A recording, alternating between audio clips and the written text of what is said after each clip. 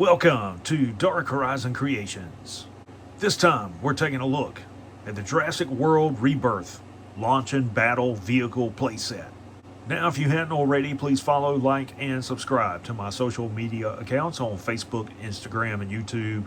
Don't forget to hit that bell icon so you get a notification of when I post new content. Alright, so here we have the Jurassic World Rebirth Launch and Battle Vehicle set. After a much anticipated wait, here it is. This vehicle was in an area Walmart for $34.96. It was online for $23.49, I believe, just under $24. I actually saw this at Legends Comics for $74. So evidently this must be a highly sought after collectible. Now I was unable to find any information on this vehicle as far as what is referred to, what the in-universe name for it is. What I do know is that they built 5 of these for the movie, and all 5 of them were built on the chassis of a 1988 Chevy Suburban. So taking a look at the packaging, you've got your open cardboard display packaging. Down in the lower left, you got the Jurassic World Rebirth logo, and of course you see the Jeep, the launcher, an action figure of Krebs, and a Velociraptor, as well as the accessories that are in the plastic bubble at the top. On the back of the packaging, you've got the toys in an action sequence showing some of the features like the projectile launcher, and it shows you what the contents are and some of the other features in the inset.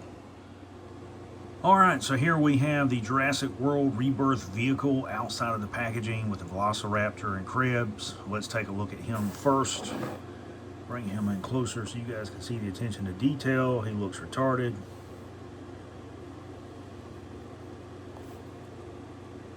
There's articulation. Head will swivel left or right. Very limited. Forward and lateral movement, shoulder, bicep rotation, single jointed elbow, elbow rotation. Torso seems to be on a ball joint. Waist rotation. Maybe it's not on the ball joint. Well, maybe it is. Forward and lateral movement to thigh.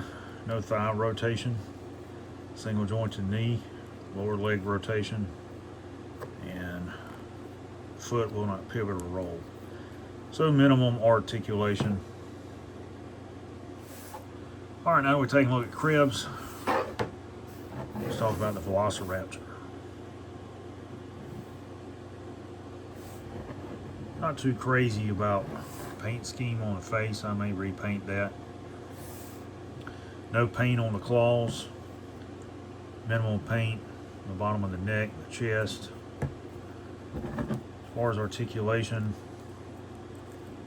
arms will move forward and back. Won't move laterally.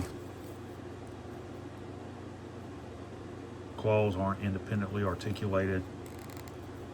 The legs will move back and forward. Tail will rotate. Head will move up and down. Rotate side to side. Lower jaws are articulated. That's pretty much it. So for those of you that like to customize, here you go. Alright, so let's talk about the real reason I bought this playset, this truck. It looks really cool. Not a fan of the paint scheme. On-screen vehicle had a really dark gray paint scheme here on the back and up here on the front. Wasn't as light gray. But it will roll. You can see the interior has got 2 molded seats in the front, no seats in the back. On-screen vehicle had a second row of seats in the back, 3 bucket seats. You can see it's got a molded steering wheel. That wheel turn, molded gear shifter, slightly molded dash. Those of you who like to customize, there's your opportunity to repaint this. Hood doesn't open, it does have plastic for the glass. Rear view mirrors snap on, they just have a sticker on them for rear view mirror. You can see there. There's the back of it, back bumper. Tow hooks are molded in, they're not separate. This is really weird. I thought this should be turned the other way, but I guess not. As far as the launcher, will pivot and rotate and pivot up and down. So it's kind of got some Warthog vibes going to it. And you see the two projectiles. You can store them in these little slots. And if you want to use the launcher, you've got two different ones you can choose from. I'll just use this capture net thing. You can put it in and fire the projectile. There's the bottom of the vehicle.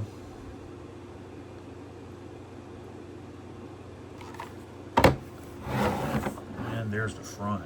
Got some molded in fog lamps with stickers on them. Some up here as well. So if you're a customizer, you're buying it for that to customize, use with other 1/18 scale figures.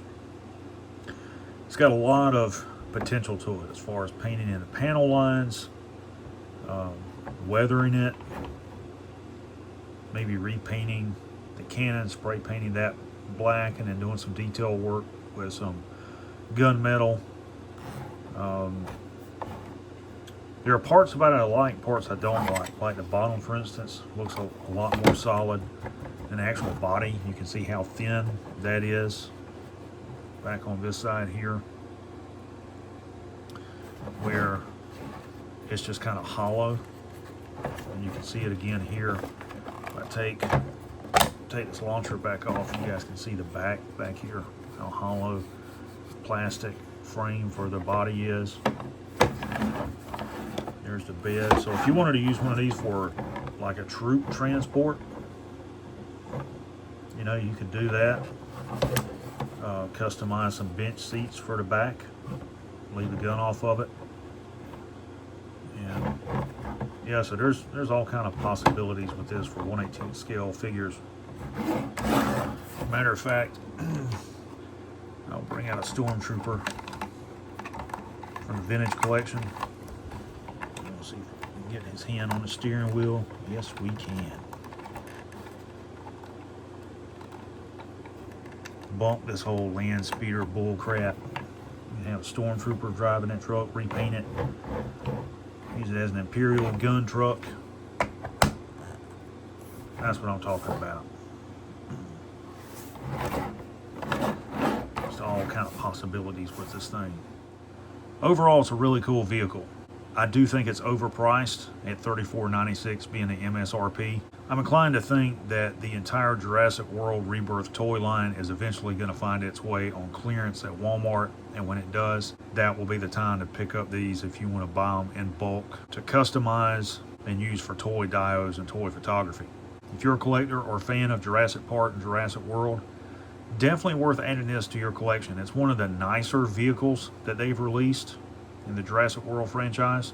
So there you have the Jurassic World Rebirth Launch and Battle Vehicle Playset by Mattel.